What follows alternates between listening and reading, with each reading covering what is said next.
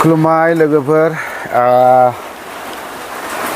अखा अयथासार हादों ओमफ्राय क'क्राझार दै लोंजोबसिगोन रायजोफोरा क'क्राझारनिया सुइजारलेण्डआ जाय हक अखा हादों जेला दैयाबो देरखागोन ओमफ्राय बिनि गेजेरावनो मोनसे ओरैबायदि इन्टारेस्टिं मोनसे भिडिअ माने मैया नुदों निउसावहाय मैयानिसो दै बे रादाबा मैयानो आं एसे उसुबिदा जानायखाय आं खालामनाय जायासै मैया खालामनांगौमोन आदै राकेश ना हमनायनि बाथ्राखौ होनदों आरोखि जों बर'नि गेजेराव बेसेबां ना हमग्राफोर दं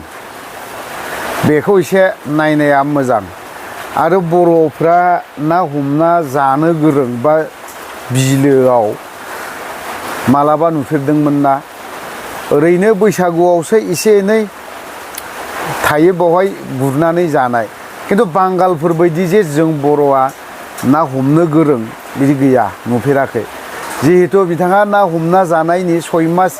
जेलाव थांनो नाङा दुखु खस्थ' लानाङा बेखिनि बाथ्राखौ होनदों आरोखि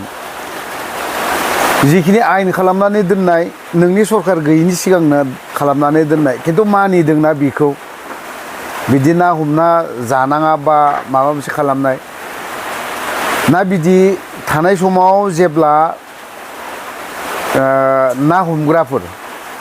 साबेसे जेलाव दङ बिदिया मोनथारोब्ला बांगालफोरखौ मोनगोन आरो बर'फोरखौ मालाबाबो मोननाय नङा बे समाव बर'फ्रा मासे मानै ना बाथोन जानो आन्था बा माबा मोनसे गुरनाय बे आलादा बाथ्रा किन्तु बस्था बस्था हमनाय बेफोरबायदि बर'फ्रा हमनो रोंफेरा होननानै आं सानो बायदि बिलो लैथोमानि बिलोबो गैया जायगायाव गिदिर गिदिर बिल ओरै क'क्राझाराव देर बिल ना मा बिल बेफोरबायदिबो दङ किन्तु बेयाव जों बर'आलाय मा बेसेबां रुगुं रुगुङाव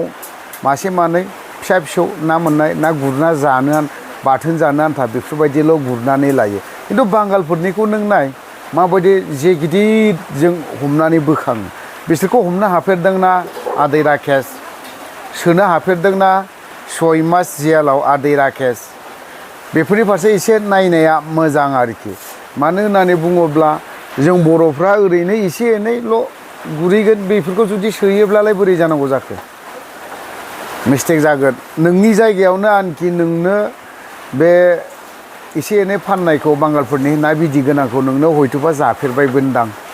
बेखौ सोनोबो हानाय नङा नों सोनानै लायोब्ला नोंना फिलानो गोमागोन ना बेफोरबायदि তো রাকেশনি যাখিনি বাথ্রা বুंनाय बेखौ नोंथांमोननो एसे खोन्थालांनोसै উপরে রাখি পেলাই একশনত আছে গতিকে মই আকৌ নিবিচাৰোঁ যাতে কোনোবাই জেল যাম কোনোবাই যাতে পইচা ভৰে গতিকে মই অনুৰোধ কৰিছোঁ আপোনালোকে মাছ ধৰিবলৈ যাব নালাগে তো মই আমাৰ বিটিআৰ চৰকাৰৰ আমাৰ বিজেপিৰ ভিচিডিচি চেয়াৰমেনসকল আৰু আমাৰ ইউপিপিএল দলৰ সকলো শ্ৰেণীৰ চেয়াৰমেনসকল মেম্বাৰসকলক মই আহ্বান কৰিছোঁ যে আপোনালোকে